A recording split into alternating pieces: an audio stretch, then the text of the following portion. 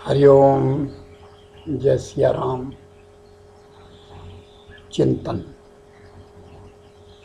श्रृंखला महाभारत। सभी भाई बहन अपने अपने घरों में इस महामारी के समय बैठे हैं, कोई अपना काम भी कर रहे हैं, लेकिन एक सत्संग का अभाव है। तो उस अभाव को दूर करने के लिए मैंने अपनी ओर से कोशिश करी है कि आप लोगों को मैं कुछ ना कुछ किसी न किसी प्रकार भगवत चरणों में लगाए रखूं। तो आज ये 1.5 साल हो रहा है, जैसा भी चला है। बस यही प्रार्थना करिए, भगवान धीरे धीरे इस बीमारी से ना मुक्ति मिल जाए, बस दोबारा लौट के ना आए। तो आइए प्रसंग शुरू करते हैं। महाभारत, जिसका एक विशेष पात्र कथा छोड़ी गई थी, द्रोणाचार्य का आचार्य बनना, द्रोण का आचार्य बनना और कौरव पांडवों के लिए शिक्षा प्रदान करना। तो अगला प्रसंग था महावीर कर्ण। कौन थे कर्ण? महाभारत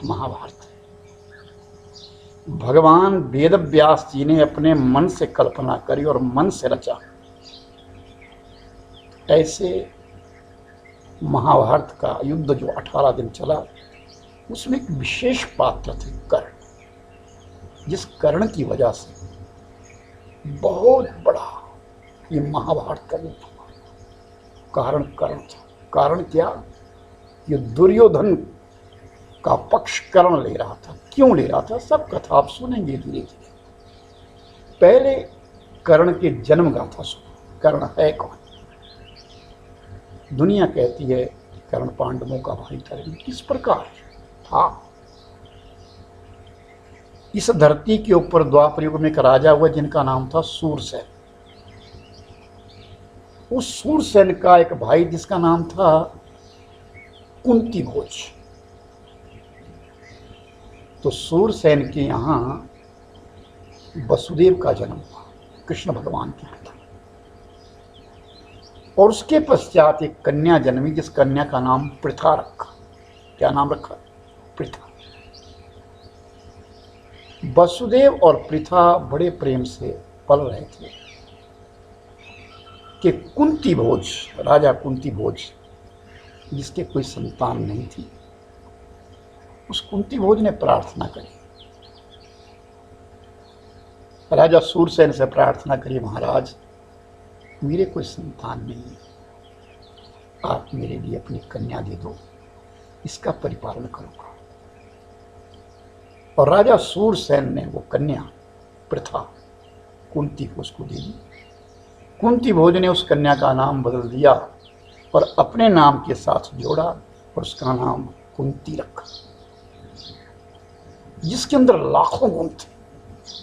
सुशील, सुंदर, वसुदेव की बहन, भगवान कृष्ण की बुआ।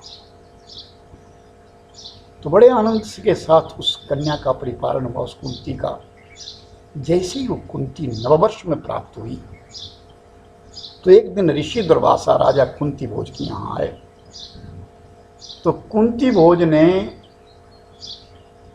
कुंती के सामने दंडवत प्रणाम किया दुर्वासा ऋषि के लिए। तो कुंती ने भी अपने पिता को देख करके ऋषि के चरणों में नमन किया। मैंने कहा था ना कि संस्कार होना जरूरी है। कर्ण की कथा से पहले संस्कारों की विदित कहा गया, सुनिए ध्यान से। और कुंती ने जैसे ही दंडवत प्रणाम किया, तो रिवाद दुर्वासा ऋषि मन ही मन में विचार करने लगे, इसकी तो बेटी नहीं थी। क्या नाम है इस बेटी का? कुंती महाराज, मेरी पुत्री है, पालिता पुत्री है मेरी। आहा महाराज, मेरी एक आज्ञा है आपसे। क्या? आप कुछ दिन यहाँ निवास करें, मेरे यहाँ आप कुछ दिन निवास करें। दुर्वासा ऋषि के लिए जैसे ही राजा कुंती बोले ऐसा कह रहे थे, उसी समय कुंती ने तुरंत कह दिया, पिता मेरी एक इच्छा है। क्या?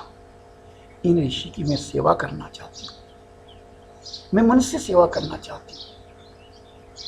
सोने पर सुहागा हो गया, क्योंकि पिता का संस्कार था।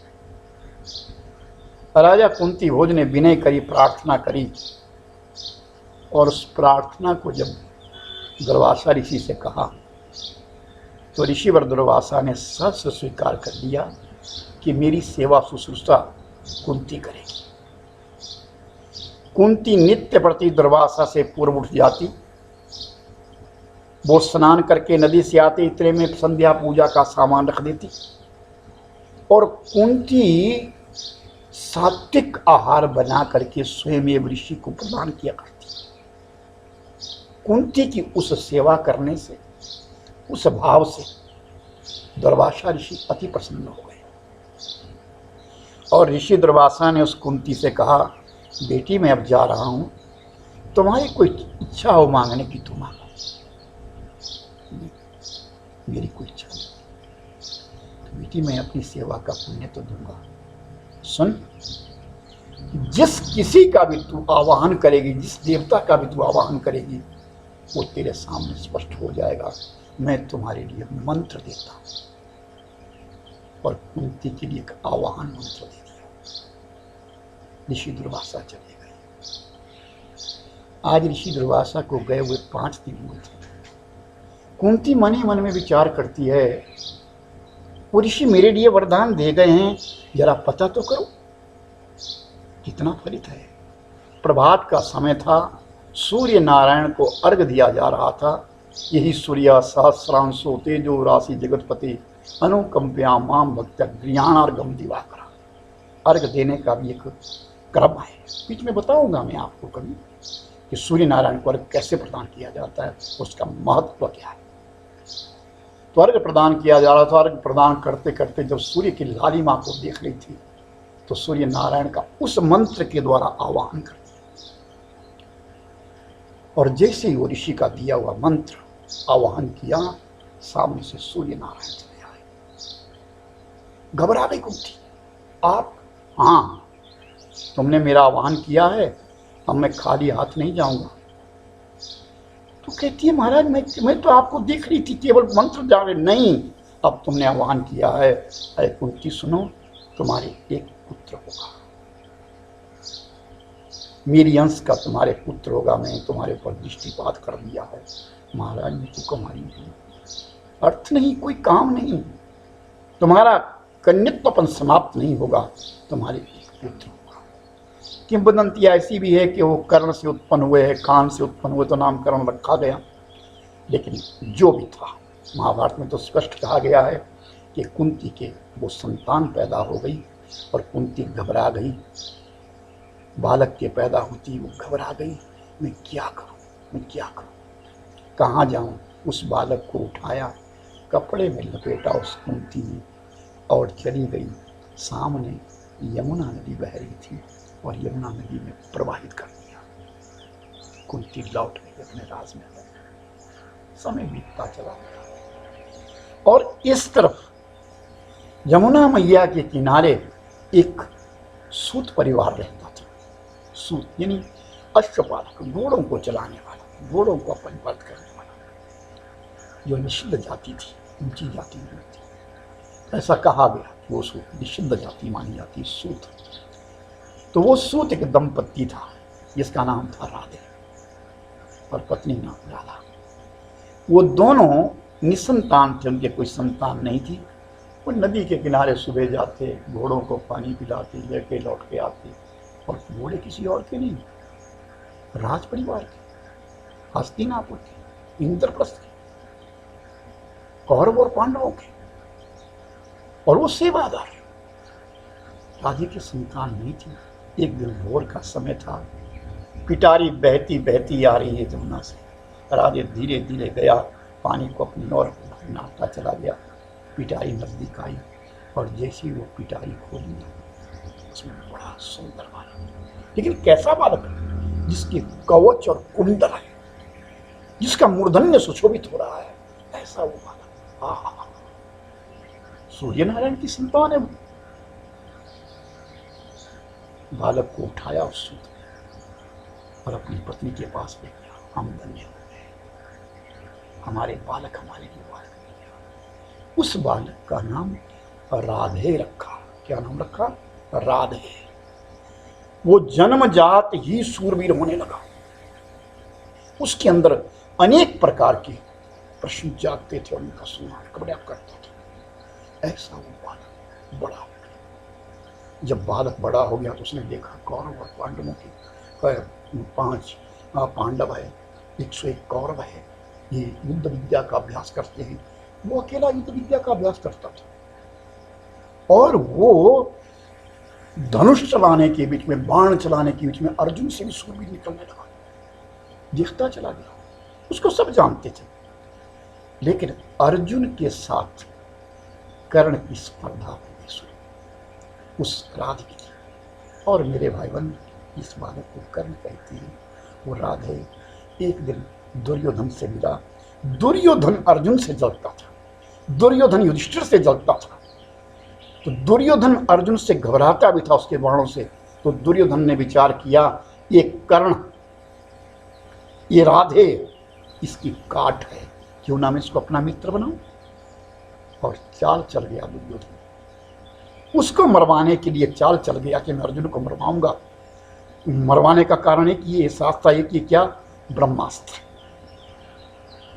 कि अगर अर्जुन को ब्रह्मास्त्र मिला है और ब्रह्मास्त्र अगर ये कर्ण ले लेता है, मुझे तो ब्रह्मास्त्र नहीं मिलेगा, मैं तो गदा युद्ध में प्रवीण हूं। अगर ये ब्रह्मास्त्र ले लेता है तो मेरे पक्ष में रहेगा और अर्जुन को मार देगा। ऐसा कपट छल करके उस दुर्योधन ने उस राधे को, उस कर्ण को अपना मित्र बना लिया और कहा कि जा, तेरे तो सर्व विजयी होगा संसार में, तेरे से बड़ा सूरवीर कोई नहीं होगा। लेकिन तेरे पास एक कमी है, तेरे पास ब्रह्मास्त्र नहीं है। तेरे जैसा धनुर्धर कोई है भी नहीं दुनिया में, और ब्रह्मास्त्र नहीं है तेरे पास। इसलिए जा, गुरु द्रोणाचार्य के पास जा और ब्रह्मास्त्र ले। और कर्ण चला गया। गुरु महाराज के चरणों में प्रणाम किया, नमन किया, प्रशंसा करी गुरुदेव की, फिर आत्मकथा कही। गुरुदेव ने कहा, तुम किस लिए आए हो मेरे पास राधे? जानते थे तुम किस लिए तू आए हो, जो तुम्हारी इच्छा सो कहो, मेरे लिए तो तुम सब बराबर हो जितने भी हो। तब कर्ण ने कहा, महाराज मैं आपसे एक चीज मांगने आया हूँ। क्या? मेरे लिए युद्ध विद्या में कौशल कर दीजिए। जानता तो हूँ लेकिन आप जैसा नहीं, आप मुझे अपना गुरु मुझे दे दीजिए, ये ब्रह्मास्त्र मुझे सिखा दीजिए। धर्म संकट में फंस गए, क्या करूं? ब्रह्मास्त्र कैसे दूं? ये तो ब्राह्मणों का है और दूसरे क्षत्रियों का है, और क्षत्रियों मेरे पास पढ़ते राजकुमार, ये उनका ब्रह्मास्त्र है, मैं कैसे दे सकता हूँ? और ये मैंने आजीविका के लिए रखे हैं। अगर मैं इन क्षत्रियों को नहीं पढ़ाऊंगा तो मेरी आजीविका कैसे चलेगी? धर्म संकट में फंस गया। अधिक ना कहता हुआ, क्योंकि इस समय में मेरी वीडियो में ज़्यादा नहीं जाता। बात ये हुई कि वो कर्ण को मना कर दिया, मैं नहीं दे सकूँगा इसके लिए, ये ब्राह्मणों का है, राजकुमारों का है। अगर मैं तुम्हारे लिए ब्रह्मास्त्र सिखाऊंगा ना तो मेरी आजीविका चली जाएगी। मेरा पुत्र दूध के लिए तरसता था, श्रोतामा, इन राजों के यहाँ आकर के मैं तो सेवा कर रहा हूँ। हरे कृष्ण, ज़्यादा नहीं कहूँगा, वीडियो में लंबी हो रही है। हरे कृष्ण कृष्ण कृष्ण हरे हरे, हरे राम राम राम हरे हरे, हरे राम राम हरे हरे। हरि ओम तत्सत, हरि ओम तत्सत, हरि ओम तत्सत। क्रमांक आगे फिर